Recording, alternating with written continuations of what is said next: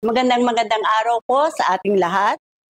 Ngayon po ay nandoon tayo sa ika-6 na araw ng ating pagbubulay-bulay. The Power of Gospel.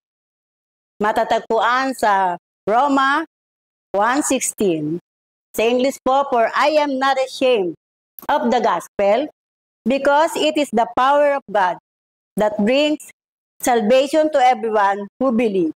First to the Jews, then to the Gentiles. In Tagalog, hindi ko ikinahihiya ang mabuting balita tungkol kay Kristo, sapagkat ito ang kapangyarihan ng bawat nananampalataya, unay sa Hudyo at gayon din sa mga Griego.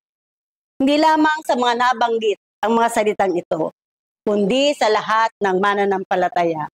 Hindi natin dapat ikahiya ang mabuting balita, ang gospel, sapagkat ito, ang mabuting balita ay powerful. God's power, makapangyarihan. Si Jesus at ang kanyang mga salita na nakapagpababago ng buhay, nagpapalaya sa kasalanan at nagbibigay ng kaligtasan ng ating kaluluwa. Dahil dito, tayo ay ipahayag ito na may katiyakan dahil ito ang katotohanan ng buhay na walang hanggan. Eternal life. Na i-share natin sa iba, hindi tayo dapat mahiya, kundi bagkos ipagmalaki at ibalita ito. Ito ang nais ng Diyos. Share the gospel na siya lamang ang daan ng kaligtasan at wala ng iba. Ibahagi ito sa iba upang marami ang maligtas dahil siya lamang ang makapangyarihan, ang ating Lord and Savior. Tunay na siya lamang ang dapat natin bigyan ng lahat ng kapurihan, ipamalita ang kanyang kabutihan at katapatan. Let's pray.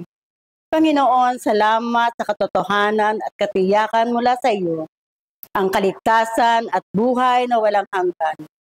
Huwag namin itong sarilinin, kundi ipamalita sa mga kaibigan, pamilya at sa mga tao sa kapaligiran.